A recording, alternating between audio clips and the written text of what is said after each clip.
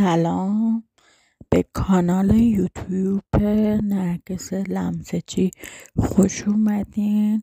من میخواستم در مورد یک سفری که به مالزی حدود 10 سال پیش داشتم براتون یک مقدار از سفرم و از کشور مالزی توضیح بدم براتون.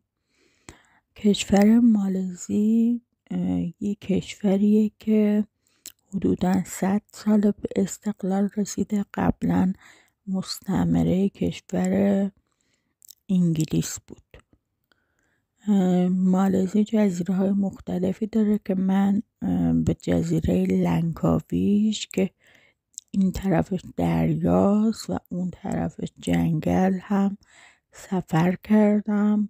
خیلی سفر خوبیه مالزی و من پیشنهاد میدم برای کسی که اهل مسافرت هست حتما به مالزی سفر بکنه. مالزی کشوری است در جنوب شرقی آسیا که پایتخت آن کشور کوالالامپوره. مالزی عضو سازمان ملل متحد هست و در برآورده دو ناحیه جغرافیایی است که دریای جنوبی چین این رو از هم جدا میکنه و شبه جزیره مالزی یا مالزی غربی و از شمال هم با تایلند مرز خشکیه.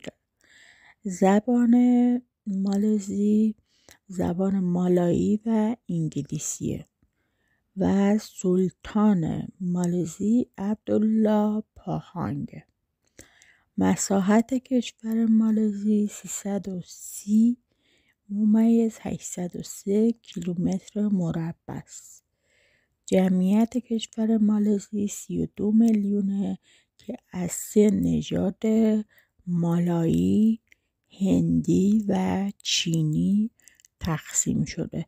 یعنی بیشترین درصد رو مالایی های بومی اونجا دارن و درصدهای دیگه به هند و چین تعلق میگیره. واحد پول کشور مالزی رینگته و کلن آب و هوای مالزی حدوداً روی 30 درجه است و دارای رطوبت بسیار بالاییه به خاطر بارونهای فراوون. برای سفر در تابستان به مالزی برای جزیره هایی که داره خیلی دیدنیه، ولی در واقع تو فصل زمستون مالزی آب و هوای عالی داره و پر از جشن و فستیوال های شاد و رنگیه و باید بگم کلن دارای کلاب های مختلف و دارای در واقع بارهای خیلی خوب و دارای مرکز خرید یا همون مالهای خیلی بزرگ هستش که مالاش خیلی بزرگه در واقع. بعد خدمتتون عرض کنم که یکی از چیزهای مهمی که تو کشور مالزی در پایتختش کوالالامپور خیلی جلب توجه میکنه برج‌های دوقلوه که این برج‌ها با احتساب آنتنش 452 متره. تعداد طبقات هر برج 88 طبقه است و جمعاً 78 آسانسور داره که مرکز خرید سوریا در زیر این دو برج به هم وصل شدن. کلاً کشور مالزی که یک طرفش هم سنگاپور هست کشوریه که دارای آب و هوای استواییه و بارونهای موسمی و فراوان داره و هر روز من شاهد بودم که از ساعت 5 بعد از ظهر شروع میشد به بارون و رعد و برق‌های شدید و محکمی که اصلا کسی نمیتونه تصورشو کنه.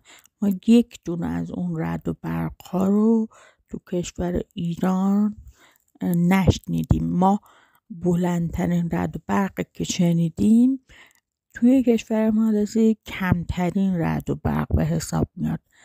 اینقدر صدای رعد و برق توی کشور مالزی بلنده که در واقع فکر میکنین آسمون از هم جدا شد.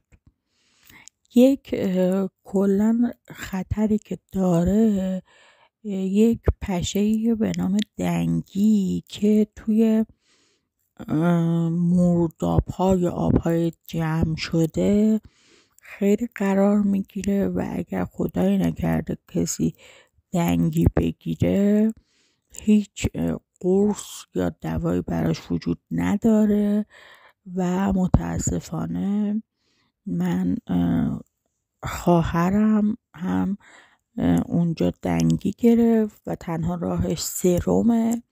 حدود 3-4 روز خواهر من توی بیمارستان بستری بود و به طور کل چیزی نمیتونست بخوره و این 3-4 روز به طور کل همش سرم دستش بود و با سرم حتی میرفت دستشویی و میومد، یعنی سرم ازش جدا نمیکردن و متاسفانه این دنگی باعث کشته شدن آدم ها میشه، چون گفتم نه واکسنی داره نه راه حلی، فقط راه حل سرم زدنه که این در واقع شستشو پیدا بشه و گلبولهای سفید بتونن از پس این ماجرا بر بیان.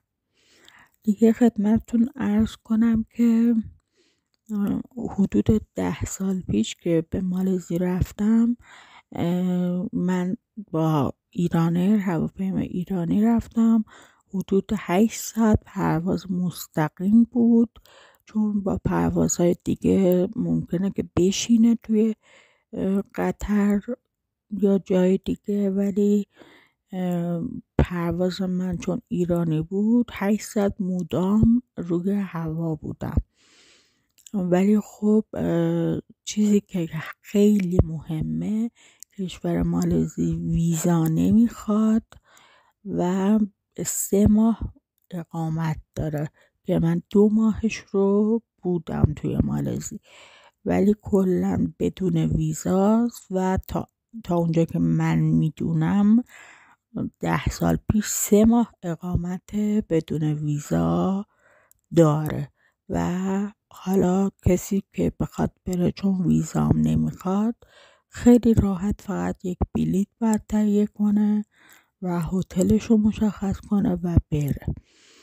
اینه که از این نظر خیلی خوبه که ویزا نمیخواد. خب تو همجا من این در واقع در مورد کشور مالزی رو براتون صحبت کردم. امیدوارم که خوشتون اومده باشه. خواهشاً کانال سابسکرایب من رو بزنید، اون دکمه قرمز رنگو و زنگوله رو بزنید، از من حمایت کنید. ازتون ممنونم و متشکر. خدا نگهدار.